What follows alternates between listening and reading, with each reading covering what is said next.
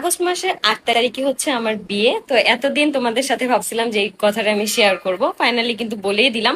শেষ পর্যন্ত অনেক জল্পনা কল্পনার পর নিজের হবু স্বামীকে প্রকাশ্যে আনলেন আলোচিত কন্টেন্ট ক্রিয়েটর আখি। হ্যাঁ ভিউয়ার্স, তবে প্রশ্ন, কে এই ছেলেটি, কি তার পরিচয় এবং কিভাবে পরিচয় হলো আখির সাথে তার? সম্পর্কের মাত্র কয়েক মাসের মাথায় কিভাবে তারা এত দ্রুত বিয়ের সিদ্ধান্ত নিচ্ছে, এই সব কিছুই জানাবো আমাদের আজকের এই বিশেষ ভিডিওতে। চলুন বেশি কথা না বাড়িয়ে শুরু করা যাক মূল ভিডিও। এর আগে দুইবার বিয়ে করা আখি যে এত সুন্দর একটা ছেলে পাবে তা হয়তো সবার কল্পনারও বাহিরে ছিল। ছেলেটার বয়স হয়তো আখির থেকে 1 বা 2 বছর বড় হবে। ছেলেটি দেখতেও বেশ লম্বা চওড়া, একদম ফিট।